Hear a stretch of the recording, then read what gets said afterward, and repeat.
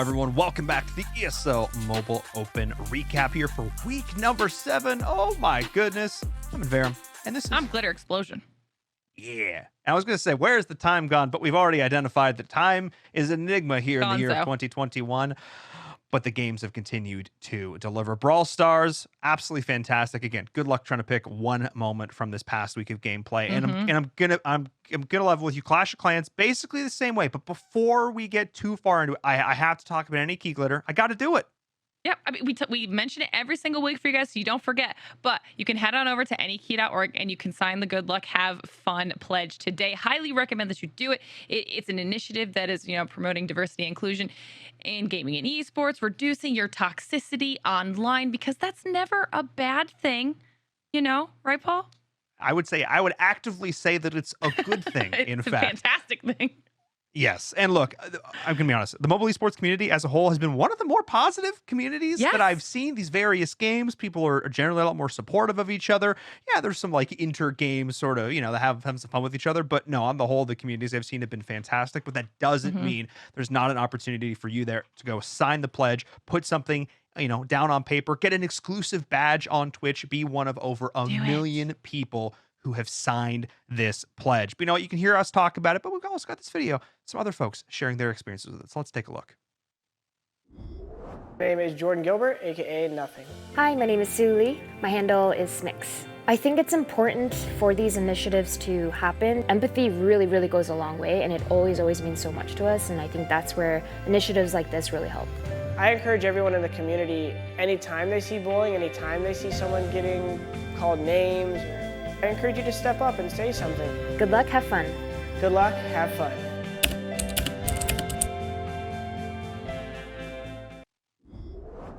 So like we said, anykey.org. Sign the Good Luck Have Fun pledge today. I signed it and Verum has signed it. So go do it. Get your badge in Twitch and just be a good person. All right? Because you know who else probably signed it? Who? Everyone in the Clash of Clans community, because that's what we're doing next. There it is. I was like, there's so many places she can go with this, and I'm gonna be honest. I didn't know. No, you know what I do know though? Leaderboards and leaderboards that are close. Okay. Can we talk about? So these have been tie broken out. Our lovely League Ops team has gone through. They've done the math. These, as of now, again, there's still gameplay this week, but as of now, this leaderboard is correct. But second place, tie in terms of points. Fifth and sixth place, tie in terms of points. Clash of Clans has literally never been closer than this. It is nutty. I don't even know how that's possible, honestly, because we've seen week over week, we've seen insane plays coming out of so many different clans. This is insane, and I don't anticipate that they're about to let up anytime soon, because they still have a little bit more time to shake these standings up, and they're definitely going to use it. 100%. I mean, Train Station Gaming has been one of these teams up there at the top, getting knocked down out of that place, which is, of course, important as we look towards this top 9 with Coastal Clash making it in this top 9 right now. And we're talking about top 9 because it's really important, because those are the teams that make it on to the play-ins at the end of all this. But there's still so many great teams. I mean, Hydrogen Gaming, Brian Fan Club, Aphelion Hydra, like so many of these great squads that aren't in this top 8 right now, Glitter, which is absolutely staggering, especially when you think about the amount of ESL Mobile Open alumnists who are in contention right now. Teams like Coastal Clash, Zombie Doom, One Hive. Oh my goodness, it's gonna be wild, because the one thing I need to remind everybody of is that Clash of Clans right now is at a point where one tiny slip up of mistake will cost you so much in these wars. One attack goes right. We've seen we've seen perfect wars. So nobody wants to take that chance. Nobody wants to take the risk of having to deal with play-ins. Teams want to be that number 1 spot. So you look at that top 3 right now, Glitter. I got my eyes there. It's close. Oh, 100%. Not only is the top 3 obviously insanely close with that tie, but you said it yourself. We saw it there on the leaderboard. 9th through 11th, if people are battling it out for that 9th spot, if both 9th through 11th is separated by less than 10 points. So, I mean, there's just, you cannot afford a single solitary mistake this entire time. This entire final week. And you know who's going to tell us about all of those arising new metas and just how close all of this action is? Is it Eric? I think think it is, Eric. I think it's time that we Nice. check in with what he had to say about this last week, because this time around, yet again, it was another doozy. Hey, thanks Enverum and Glitter. Lots of big swings here around the leaderboards here as a lot of teams are shifting up and down. And we're going to dive into some of the top attacks of the week here in week 3 of the ESL Mobile Open for Clash of Clans. So we're starting to get close to the ESL Mobile play-ins, and so the teams are definitely fighting tooth and nail, and it's interesting to see brand new strategies emerging like this Super Witch and Super Archer smash. And that's kind of crazy because we only saw the strategy once before, and it was last week right here in the ESL Mobile Open, and the team that kind of started using it was Train Station, which is playing out of Space Station Gaming and are number 2 on the leaderboards, and they're going against the Golden COC playing out of Black Zone, and they're currently number 13 on the leaderboards, trying to work their way up in that top 9, because if the teams can get into the top 9 before the end of next week, then they qualify for the ESL Mobile play-ins, and that could ultimately get them into the ESL Mobile Challenge, where they can go on and win big money, and they can also get a potential ticket to the World Championship. So definitely a lot in line here for these teams. But Anthony started in with a Warden Walk in the top corner. He wall broke out the center of the base. He's got a jump spell, and he already used some lightning to take out some Expos, an Inferno, and the Warden statue. Go after some high density damage area there that he can just kind of thin out and make so the Super Archers can have a little bit easier way through the base here. Then he has the King, uses Yak to break the wall down at the left-hand corner, and then the Siege Barracks down behind to start funneling in the Wizards, and then the Wizards are getting protection because he's got the Super Witches and the Super Archers coming in on one side, the King and the P.E.K.K.A. out of the Siege Barracks on the other, and then he wall breaks open the corner of there because not all the troops there took the jump, and also lets the Valkyries in so that they can go all into the core of the base here. They all tend to veer south. It looks like a couple of Super Archers straggle out at the edge there towards the top and go after the Eagle Artillery, which is not a bad pickup there. Gotta admit, you gotta get the Eagle Artillery down, and the sooner you get down, the better. The Valkyries go all the way to the middle there. They help get the Town Hall down, and then he can coast from there. The Super Archers that are staying near the walls along the bottom of the base are getting cross-tanking there from the Super Witches in the middle of the base with the healers, and then the King and the P.E.K.K.A. work on the outside. So just a really, really fantastically set up attack here. It wasn't perfect on the fall on the top side, but it did it just well enough there, and he kind of it worked out nice there when he got the Eagle Artillery down, but he still has so many troops alive. The Super Archers and the Super Witches staying intact and working together. There's a lot of synergy between them. I'm actually really surprised that the Super Archers have so much synergy with Super Witches, and compared to Super Witch attacks, this one is very fast. Look at the timer on that, guys. Crazy. So I also saw some cool tricks coming in here from One Hive as they're playing out of King of King, and they've actually climbed all the way up to number 3 on the leaderboards on an absolute tear, currently on a 6-win streak here as week 3 concludes, and they're just doing some amazing things here. But there's a trick here that I just wanted to quickly highlight, and then we're gonna go over to a different attack. But Pidgey has been doing these Warden Walks where he brings in an additional quake. Look, he has 5 earthquakes in this attack here. And whenever he sees the battle builders all around the town hall, when he's doing his Warden Walks, he uses a earthquake on it. And that makes so that the battle builders have to turn around and repair their own hut. And if you think about it, you also get the damage onto the town hall itself. So he rages up there, and then he drops in the quake to get the battle builders to go heal up their own hut. Then he can put the quad quake on the other side of the base so the Warden Walk can finish it off. And just a really, really interesting way to set up a Warden Walk here to make so it can move a lot faster. But Pidgey wasn't the only person adding random earthquakes into their attacks, and they have a very, very effective function in this one here. Watch this. He's gonna start it with a Warden Walk in from the top corner. The Warden Walk can just go clear some of the trash on the outside. It has to be what we want to do here to set up these smash attacks against these anti-2-star ring bases. He wall breaks open in the middle, so very, very similar to how we saw the Super Witch and Super Archer attack go through, but he uses the Royal Champion to funnel the bottom side here, and that's going to make so that he has a stone slammer for the backside attack there. But notice how he used the earthquake to soften up those cannons, so when the RC popped her ability, she could one-shot them. That takes a lot of damage off of her, and it softens up all of those buildings so the RC can move a little bit faster and get through a few extra buildings. And that makes so she cleared out that entire section of the base and formed the funnel. She got a really nice funnel out of it. So now the super wizards come in with the P.E.K.K.A.s, and he hasn't put the jump down yet. And watch where he puts the jump here. He puts it up on the top corner, and so he gets all the troops that are kind of going that direction to wrap back in the base there. I wonder if that jump was even potentially forgotten and then he put it in after the fact. But one way or another, the nice part about doing it this way instead of some of the other ways is he has the blimp that he can swip out to if he doesn't want to use the stone slammer. So if everything goes well in the core, then he's safe to drop the stone slammer, and then the stone slammer can go and just go out to the air defense first and then work his way through the multi. Although watch this. Stone slammer walks right past the multi inferno.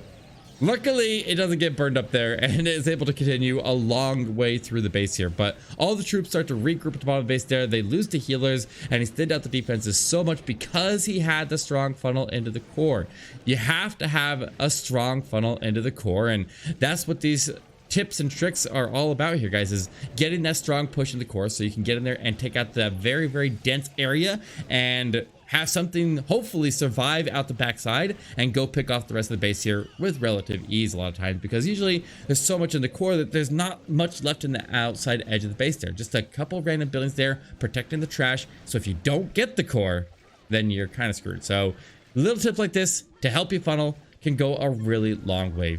He swags the queen ability right there, makes it through the wall, and closes one out. And by the way, One Hive did win this war here, and they ended Train Station Gaming's win streak. So while we're on the topic of smash attacks, let's take a look at this attack here coming in from the best COC esports. They are currently our #1 team on the leaderboard. And I've noticed that when I look to their attacks, they do a lot of smash attacks, and they bring in these backside hogs. They just bring in like 5 hogs to almost every single attack that they do the smash attacks with. And it's just a really clever way to kind of back up the Royal Champion when you're using the blimp instead of a siege barracks, because they're using the blimp often to go after a different function, like trying to avoid the poison blast there and using it to snipe off the town hall. He can also get the CC pull, which he didn't get a full CC pull there. He only got 1 ice golem there, and so he's gonna have to deal with whatever CC is still in that. But he also got the funnel here, and the funnel is to make so that the queen can predictably join up with the P.E.K.K.A.s and they can have a straight shot through the base. That's very, very important. He puts P.E.K.K.A. and the king on the outside edge of the base there, and then he puts the golem with the super wizards and the P.E.K.K.A.s towards the inside of the base, and then jumps through the base. He's got 2 jumps, which is a nice part about using this relative to the Zap Quake version of the smash attacks, because you end up with a lot more extra spells when you do this, and that affords you to use 2 jumps instead of having to bring in 7 lightning and a quake for a lot of attacks. So the jumps will carry him into the backside of the base here, but he has the king working along the outside edge of the base there still, and he needs some extra support there for the Royal Champion. Normally the siege barracks would release some hogs and he would have them to support the Royal Champion, and that's the most common way that we've seen the Royal Champion used for a very, very long time. But now that we don't have that option, since we're using the blimp, he brings in some additional hogs, and that allows him to work that Royal Champion through and get a little bit of fodder out in front of her, a little bit extra damage, and keep her protected as she makes her way through. So the P.E.K.K.A.s continue to work their way through along the bottom base there. He's able to get the single inferno down as the queen went through a jump and took it out, making the way clear here for the Royal Champion to sweep all the way through. And I mean, at this point, he's pretty much just coasting. He has the RC ability. He can pop right there to take out a handful of Teslas. He got the cannon and an arch tower. Huge, huge value out of the RC ability. Be able to catch 4 defenses and destroy all of them is always what we're looking for. He has a freeze for the backside as well, protecting the RC all the way through. And we know that during most smash attacks, if you're able to protect a Royal Champion on the backside of the base there, and you have anything surviving through the main push, you're probably gonna triple. Usually what causes the fail of smash attacks is the Royal Champion dying early, running into an enemy hero, getting locked onto by a single inferno. Anything that you can do to give her the protection that she needs is going to make her have a much better chance of success. Now, this next attack we're gonna go look at is a attack from our number 2 seed. And the reason I wanted to show this one right here is because not only is he doing a 15 sneaky goblin Sui Hero Lalo, but things don't go right during this. And it's a perfect example of sticking to the plan and not panicking and trying to recover when things don't go the way you expected. So he drops in a handful of sneaky goblins to go grab at the storages all around the town hall. The CC is not in a spot where it's going to get pulled in any significance right there. Looks like he got a couple archers out as the baby dragon starts to clear out the left-hand corner over by where he used, what, like 2 lightning and a quake there to go take out cannon and an archer. Maybe it's 3 lightning, but one way or another, a very small amount of lightning over the left-hand corner just to be used as a funnel over there. And as he works his way over the town hall, he has 5 sneaky goblins left. He already triggered a handful of traps over there, but with only 5 sneaky goblins, he has to get the town hall, but they hit traps. He makes it invisible, and he made the town hall invisible on top of that, but I don't think he would have got it either way because there were additional traps there, and the sneaky goblins kind of spread off to the side there, and they hit the bombs, and it took him out there. But now you have to start working about backup plans here because he used 15 sneaky goblins and some of his spell spore and wall breakers on that side of the base.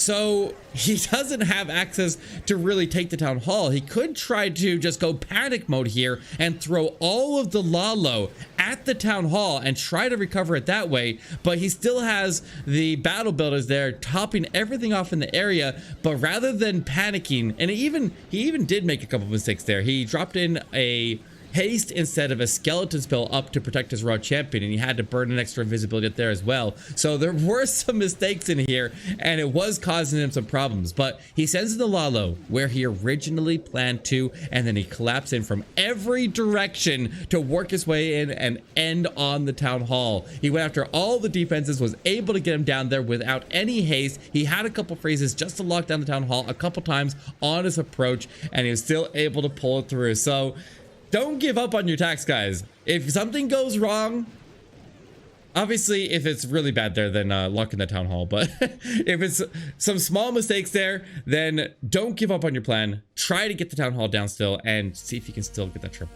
There's only 1 more week before the ESL Mobile Open play-in. So 1 more week of open ladder play, and they're going to be fighting tooth and nail to get into those top 9 spots there so they can qualify for the next phase of the competition. I'm excited to see who ultimately makes it. All right, Environment Glitter, I'm sending it back to you guys.